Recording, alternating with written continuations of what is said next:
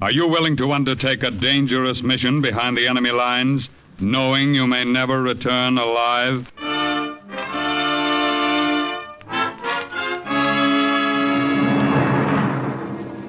What you have just heard is the question asked during the war to agents of the OSS. Ordinary citizens who to this question answered, yes. This is Cloak and Dagger.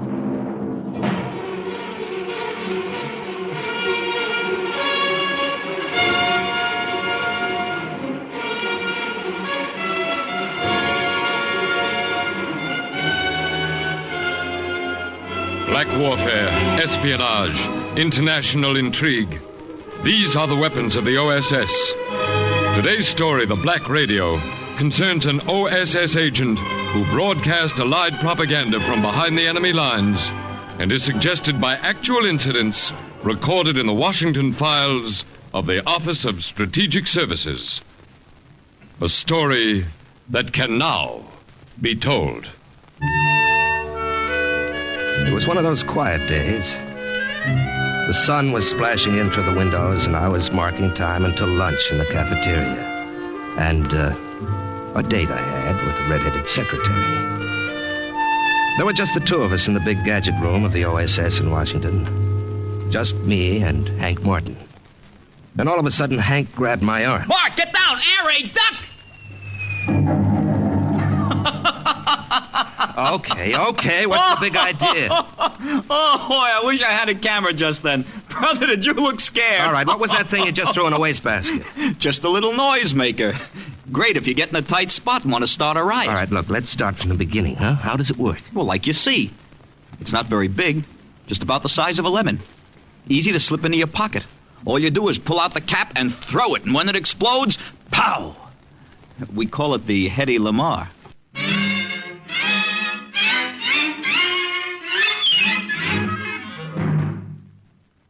Major Langer, I have a job for you. Yes, sir? When our armies cross the Rhine into Germany, Freiburg will become a strategic city. The less resistance we get from the people when we make that advance, the less lives will be lost.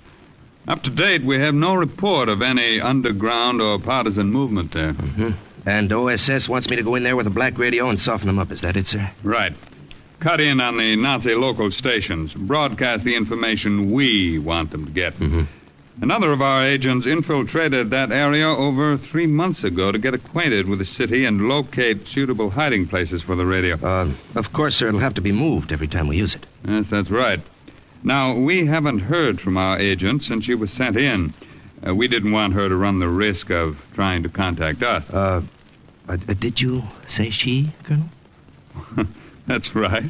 Have you any objection to working with a woman, Major? Oh, no, sir. No, sir. Her name was Lucille, the Colonel said. I wondered if she was anything like the redhead, Miss Lucille. Nobody had heard from her for months. Maybe she'd been caught. Maybe the Nazis had twisted out of her the reason she'd been sent to Freiburg. Maybe I'd have a reception committee of Germans waiting for me. It gave me something to think about on the plane flying over the Black Forest in Germany a few weeks later. There's your rendezvous point straight ahead, Major. Straight ahead and straight down, you mean? Running in. Ready? Ready? Go. Good luck. I tossed the radio out first, then I jumped after it. No matter how many times I jumped, it was always the first time. The feeling of falling. Sick feeling. Like a dream. I came to with a jolt. A sharp pain across my thighs from the pull of the strap and the crack of the chute. Then, air all around me. I looked down on a black forest that was blacker than ever at 0400. 4 o'clock in the morning.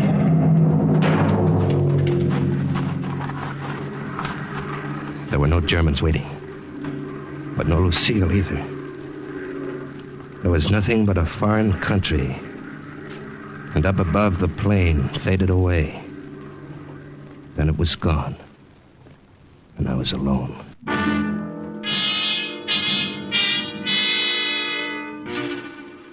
The radio had floated to Earth about 50 feet away.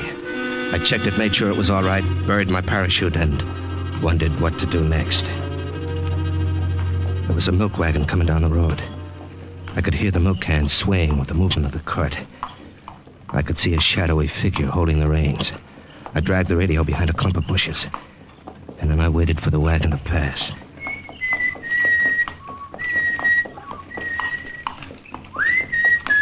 For a moment, I didn't recognize the song. And then, all of a sudden, the words wrote themselves in my head. Come away with me, Lucille, in my merry old... Lucille. Lucille. I'm sorry I was late, Major Langer.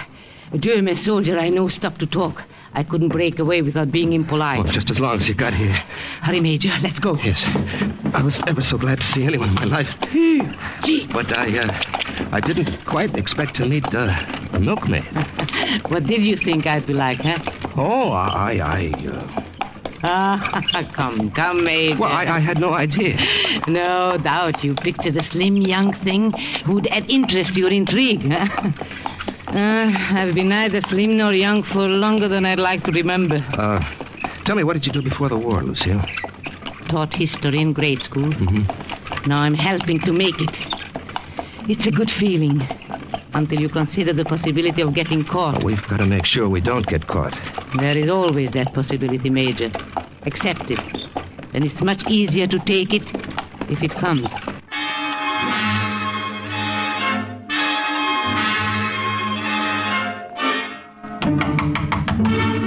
Yeah? Who is it? May I come in? Well, what do you want? It's your neighbor across the hall. I wish only to make your acquaintance. My name is Gruber.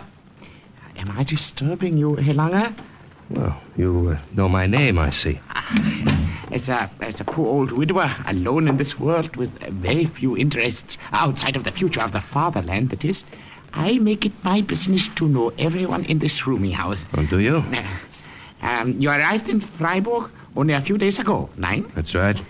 You have a medical discharge from the army. You are wounded at Anzio.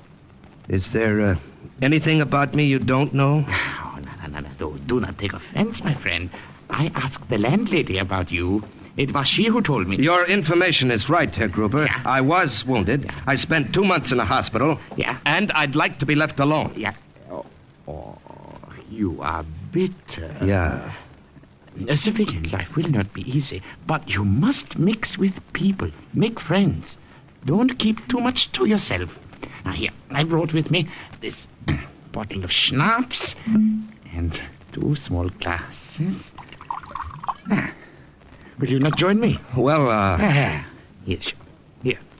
To the future, Herr Langer. Well, I'll drink to that.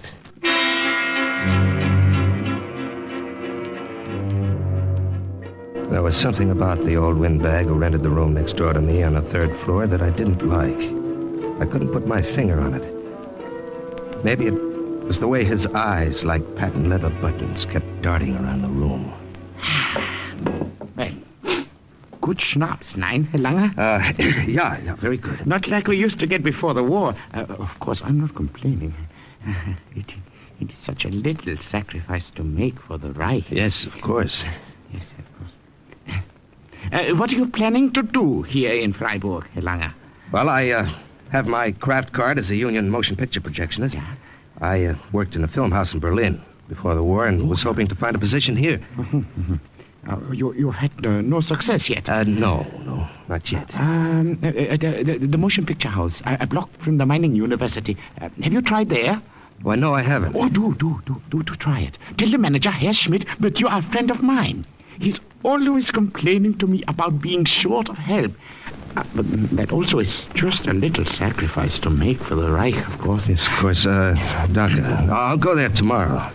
Good. Oh, tell me, what is your business, Herr Gruber? I am a clerk. A clerk? Yeah, in the administration building of Gestapo headquarters. More schnapps?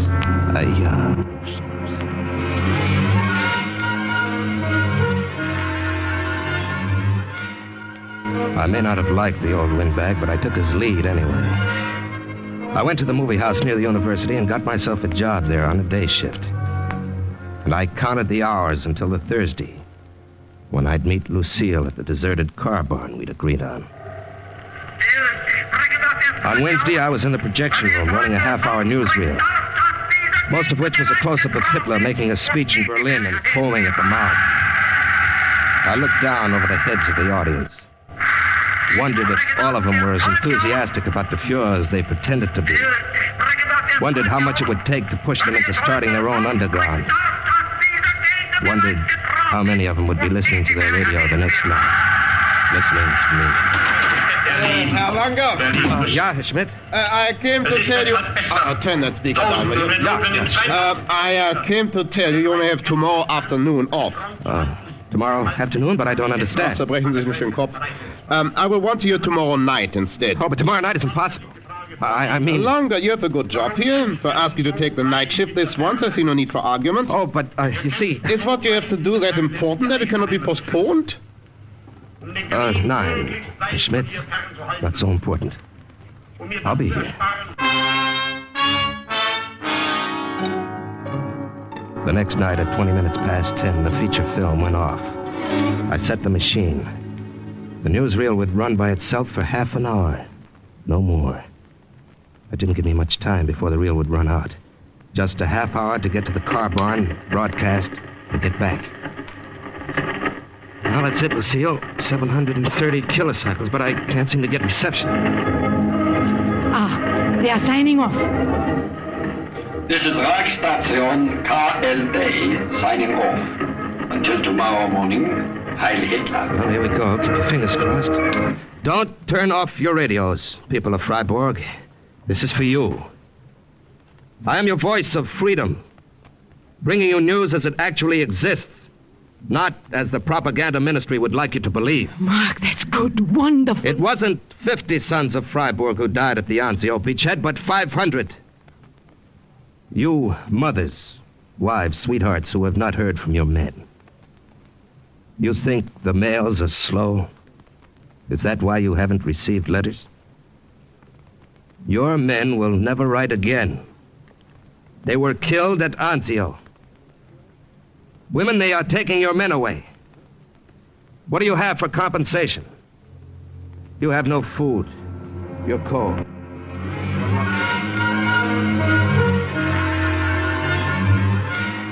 And the political leaders want to sacrifice everything but themselves. Haven't you sacrificed enough? Mark, it's late. It's all right. And now, until another time soon, this is the voice of freedom. Good night. I will not say Heil Hitler. I say instead, God be with you. The first of many. God be with us both.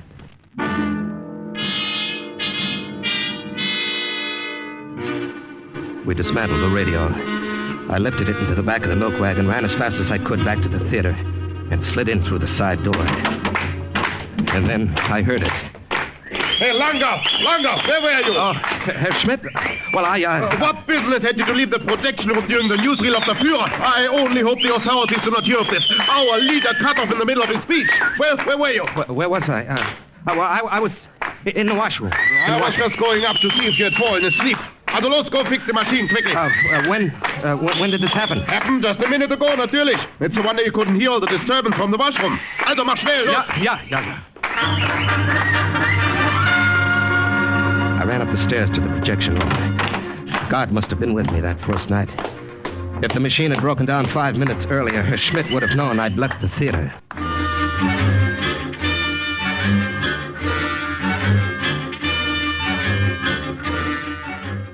The next week, and the next, and the next, we were on the air. We moved the radio to a deserted warehouse, to a cave in the Black Forest, to a barn on the outskirts of town. As the voice of freedom, I told the people of Freiburg, you are fighting a lost cause. The losses of the Luftwaffe are 75% higher than reported. Resistance in all German-occupied territory is growing stronger.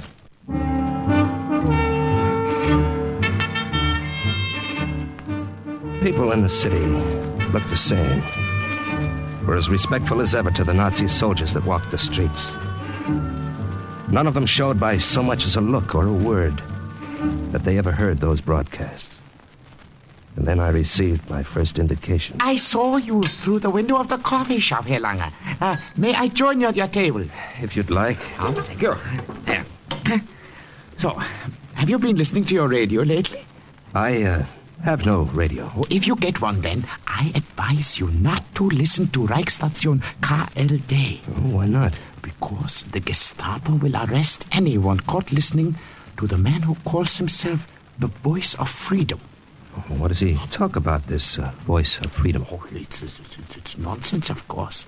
Allied propaganda nonsense. You sure you have never heard him? I told you, Herr Gruber, I have no radio. Oh, but of course. I forgot. Why is it, Herr Lange, I have the feeling I've seen you somewhere before? It was ridiculous to suppose that he had ever seen me before, but he told me one thing. The people were listening. And the Gestapo was looking for me. Unser Führer wird uns siegreich aus dem Krieg bringen. Turn it off, Mark. Mark, with that cough of yours, perhaps I'd better broadcast tonight. No, I'll be all right. People of Freiburg, this is your Voice of Freedom. I want to tell you, my friends, how step by step Hitler has developed his program. Step by step he has carried it out successfully. First he took our men and destroyed them. And now Hitler is destroying our cities and our factories. Allied bombings will destroy all Germany. Our men are already dead in 100 battlefields. This is the Fuhrer's greatest achievement for Germany. He is accomplishing it all in less than 12 short years. 12 short years of Hitlerite success. They are jamming the radio, Mark. You'd better sign off. It's all right. This is the Voice of Freedom saying good night. I will not say Heil Hitler. I say instead, God be with you. I'm afraid they may be closing in. Yes, Lucille, it's the first time they've jammed our broadcast. We'll have to move fast. Dismantle the radio and get out of here. The wagon is right outside. Hurry.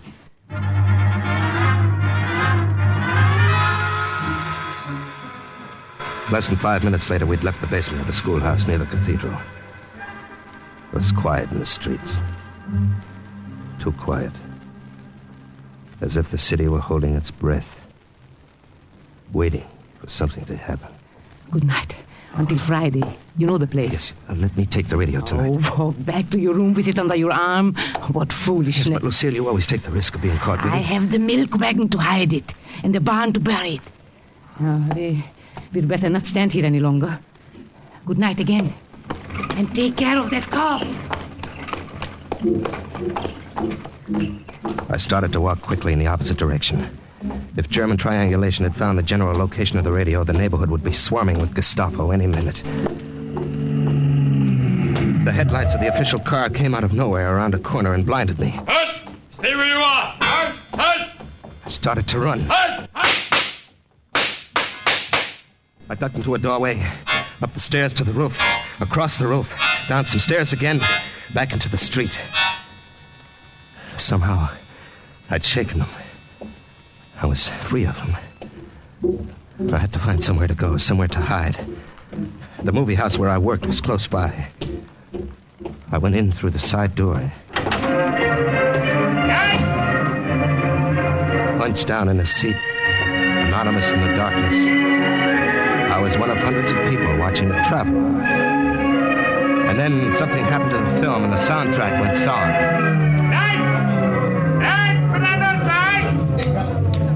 You people listen to me. There will be no more film tonight, not until we check the identification of every man in this theater. One by one. Cut! We're looking for a man who is seen coming into this theater through the side door. A man who is wanted for questioning by the Gestapo. You will file out the exit one by one and row by row with no talking. Women to the right, men to the left. There will be no more... Maybe my forged identification would pass inspection easily. But the men who were chasing me had a general idea of my height and weight. I couldn't take the chance. What? I put my hand in my pocket and pulled out a round disc about the size of a lemon. The noisemaker OSS called the Hedy Lamar. I yanked out the cap and threw it.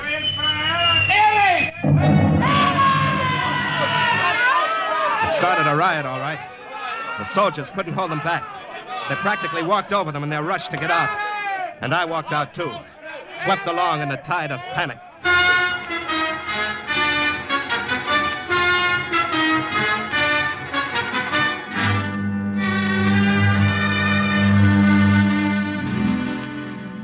Guten Tag, Herr Langer. You're Gruber. just on your way to work, I see. I will walk with you part way. Well, if you'd like. Tonight, when you get home from your work, listen to your radio. I told you I have no radio. Oh, yeah, I do keep forgetting. You're welcome to listen to mine, then. There's to be an important announcement at 7 o'clock. Announcement? About what? I learned about it this morning at the administration building where I work. Yes?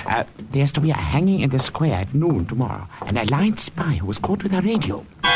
What did you say? A woman, a spy. She was picked up last night, driving a milk wagon. Can you imagine such a... Are you ill, Herr Langer? I haven't been well. Cold. They haven't caught the man yet, the one who calls himself the voice of freedom. But I have no doubt they will soon. They're offering a large reward. Are they? It's a very bad cold, Herr Langer. Tonight, when you return from work, remind me to give you some of my cough medicine. It's very... I turn off here. Be the same.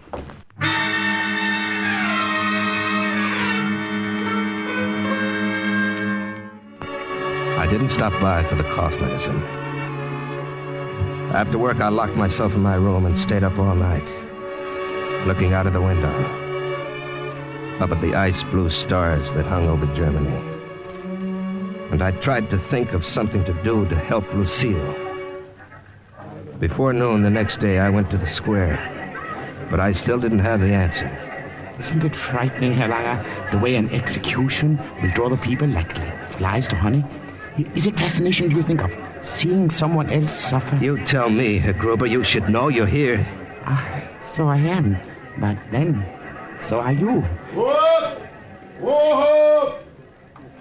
Woman, have you anything to say before you die? People of Freiburg, remember what you heard on your radios. Remember what the voice of freedom told you. It was the truth. The truth. Your leaders are betraying you. Goodbye, citizens of Freiburg. I will not stay Heil Hitler. I say instead, God be with you. It happened quickly.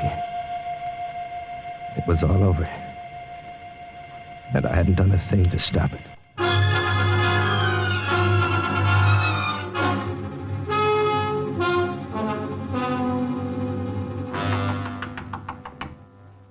Yes, who is it? Only I, Herr Gruber. Go away, will you, please? Go away, I don't want to talk to anyone. Upset, are you, my friend, about the hanging this afternoon? No, I just don't feel well. Now, don't torment yourself this way. There was nothing you could do to prevent it. She did not expect it. What are you talking about? Trust me. You have no one else to trust. The Gestapo is going to check and cross-check every man's papers. Every man in Freiburg. Are you sure you can stand a thorough investigation, Lange? Well, you're crazy. Are you accusing me? You are the voice of freedom. I suspected it for a long time. I was never sure. I was afraid to step forward soon. Now, look. No, listen to me. I know you don't like me. I have not liked myself for years. I'm afraid of my own shadow. Afraid to think. Afraid. But no longer. Herr Gruber, look. I am a discharged soldier from the Wehrmacht. I have your face looked familiar. It was not your face. But it was something about you. Your voice. I thought I recognized it. And then I started to think. I, who had been afraid to think for years. You came to Freiburg about the same time the broadcast began. You were too ignorant of what was going on. And then, yesterday, you coughed, as he had. And I was almost sure then. And now, to yesterday, I watched your face when she was hanged. And then I knew. Herr Gruber. Trust me. You have no one else.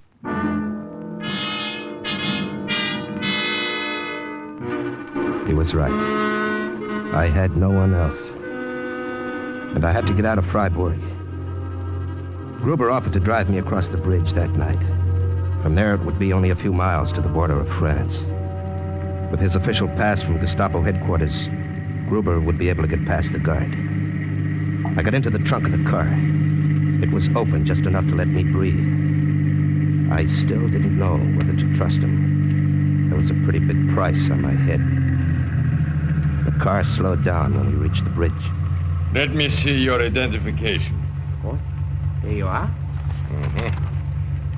What is your business outside of Freiburg? Official business for the administration. Well, this looks all right. I have orders to search all cars. Well, you can see there's nothing in mine. Please, will you hurry? This is official business for the Gestapo. One moment, not so fast. What's in your trunk? The trunk? Well, go see for yourself. I have an American spy there. I'm smuggling him across the border. Don't be impudent. You understand? I'm sorry. I was just having my little joke. Well, I don't like jokes. You work as a clerk for the administration, so your head swells. You think you're Himmler. All right, pass. I'm sorry. All right, pass.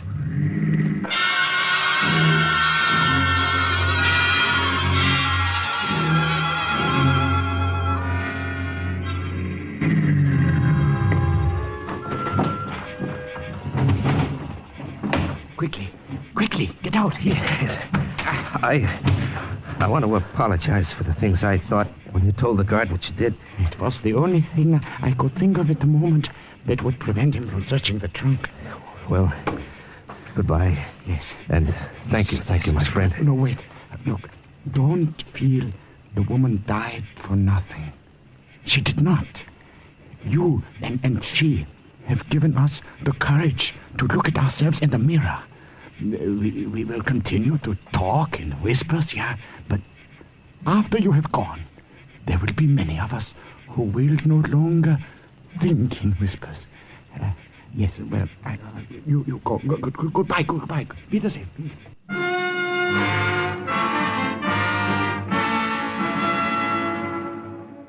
Major Marklanger made his way back to Allied lines. And when Freiburg was taken over some months later, it offered little resistance, thanks to the strong underground that had been encouraged by the Black Radio. And thus, once again, the report of another OSS agent closes with the words, "Mission accomplished." Listen again next week for another true adventure from the files of the OSS on Cloak and Dagger.